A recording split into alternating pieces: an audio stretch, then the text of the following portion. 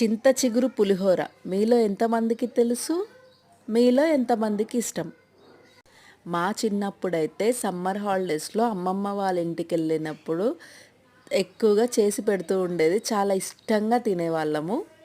చాలా simple recipe అని చెప్పేసి ఇప్పుడు పెద్దగా అయిన తర్వాత అర్థమవుతుంది. ఒక గిన్నెలోకి ఆయిల్ వేడైన తర్వాత ఆవాలు, జీలకర్ర, పచ్చిమిర్చి అండ్ పల్లీలు వేసి అవన్నిటిని మంచిగా దోరగా ఫ్రై అయ్యే వరకు ఉంచాలి. ఎండుమిర్చి కూడా మ్యాండేటరీ. ఈలోపు చింత చిగురుని మిక్సీ పట్టేసుకోవాలి. మా చిన్నప్పుడైతే మా అమ్మమ్మ డైరెక్ట్ చేత్తో నలిపి వేసేది. చింత చిగురుతోటి పులిహారనే కాకుండా పప్పు చేస్తారు, రోటి పచ్చడి చేస్తారు, ఇంకా దీంట్లోనే నువ్వుల పొడి వేసి కూడా పులిహార చేస్తారు. కొబ్బరి వేసి చేసినా కానీ చింత చిగురు పచ్చడి బాగుంటుంది. ఎండుమిర్చి వేసి చేస్తారు. టేస్ట్ అయితే చాలా కమ్మగా ఉంటుంది. ఎందుకంటే ఇటు నిమ్మకాయతో చేసిన పులిహార లాగా ఉండదు, చింతపండుతో చేసిన పులిహార లాగా ఉండదు. ఇదొక అద్భుతమైన టేస్ట్. అండ్ సరిపడా ఉప్పు, పసుపు వేసిన తర్వాత చింత చిగురు వేసి ఎక్కువ ఫ్రై కానివ్వద్దు, జస్ట్ వేడవనివ్వాలి.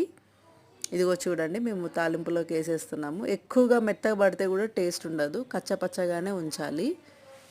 అండ్ దీనివల్ల ఇంకో యూజ్ ఏంటంటే డైజెషన్ సిస్టమ్ కూడా సరిగా పనిచేస్తుంది. పిల్లలకి పొట్టలో నులి పురుగులు ఉంటే వాటికి కూడా ఒక మంచి మందులాగా పనిచేస్తుందంట, పెద్దవాళ్ళు చెప్తుంటే వినడము.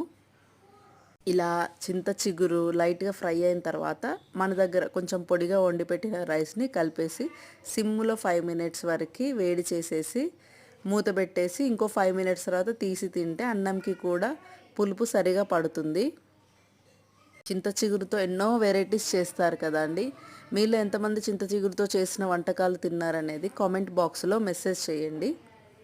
ఫైనల్గా నేను ఫస్ట్ టైం చేసిన చింత చిగురు పులిహార ఫైనల్ అవుట్పుట్ ఇలా వచ్చింది. పిల్లలందరూ టేస్ట్ చేసి చాలా బాగుందన్నారు. ఈ సీజన్లో చింత చిగురు చాలా దొరుకుతుంది, సో ఖచ్చితంగా ట్రై చేయండి. ఇదిగోండి, మా పిల్లలిద్దరు కూడా టేస్ట్ చేశారు, వాళ్ళిద్దరికీ బాగా నచ్చింది. నోటికి ఏది రుచిగా లేనప్పుడు ఇలాంటి వెరైటీస్ చేసుకొని తింటే పిల్లలైనా సరే మనమైనా సరే చాలా ఇష్టంగా తినొచ్చు. Please like, share and subscribe.